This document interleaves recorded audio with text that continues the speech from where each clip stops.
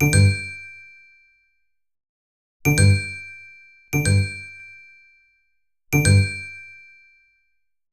है।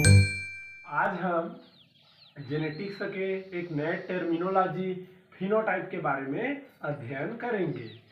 Phenotype phenotype क्या होता है? तो फिनोटाइप मतलब होता है किसी भी जीव के बाहरी रंग, रूप, ठीक है, बाहरी रंग, रूप, हेयर, मतलब जो बाहरी बनावट होती है जिसको हम बाहर से देख सकते हैं, बाहर से दिखाई देता है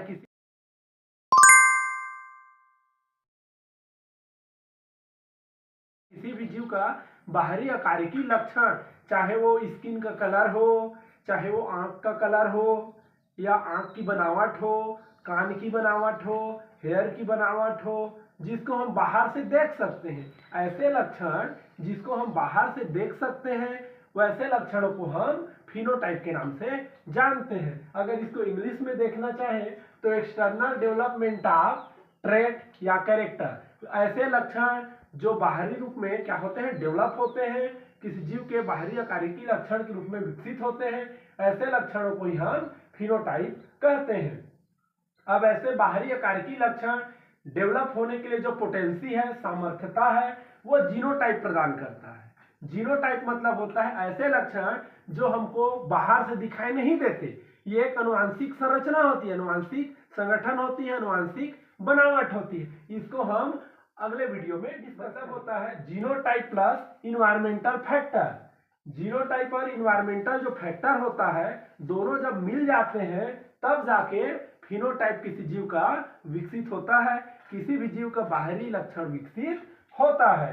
जैसे आई का कलर, ये भी फिनोटाइप में आएगा, स्किन का कलर, ये भी फिनोटाइप में आएगा, हेयर स्ट्रक्चर, जो बाल की बनावट है, ये भी, क्योंकि इन सभी लक्षणों को हम बाहर से देख सकते हैं। साथ ही साथ किसी जीव की भी हाइट है, ऊंचाई है, ये भी किसी का कम होगा तो किसी का ज्यादा होगा, ये भी बाहर से हम देख सकते हैं। और जीन कोई सा भी रहे, जब तक उसको फेवरेबल कंडीशन नहीं मिलेगा तब तक उसका फिनोटाइप अच्छे से विकसित नहीं होगा। यहाँ पर हम कोरिएंडर का बढ़िया एग्जांपल लेके समझते हैं। कोरिएंडर को अर्थात धनिया का जो बीज होता है उसमें एक ही जीन रहता है, उसको हम ठंडी के समय पर विकसित कराते हैं तो लंबा पौधा बनता है, चौड़ी चौड़ी पत्ती बनती है। और इसी कोरिएंडर था धनिया के बीज को, जिसमें वही जीन था, उसको गर्मी के समय भी विकसित करते हैं, तब वह छोटा पौधा बनता है और उसकी पत्तियां जो है कम चौड़ी होती है। जो ये बताता है कि जीन कैसा भी हो, उसको विकसित होने के लिए इन्वायरमेंटल फैक्टर की जरूरत पड़ती है। और जब जीन और इन्वायरमेंटल फैक्टर दोनों मिल जाते हैं तब किसी जीव का फिनोटाइप अर्थात बाहरी आकारिकी लक्षण अच्छे से विकसित होता है।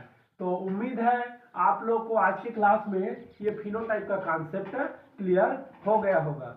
अगर आपको ये वीडियो बढ़िया लगा है तो कमेंट सेक्शन में जानकारी जरूर दें, और कोई भी समस्या रहता है तो आप उसमें कमेंट बॉक्स में लिख सकते हैं, मैं उसको बिल्कुल सॉल्व करूंगा। अभी के लिए इतना ही, धन्यवाद।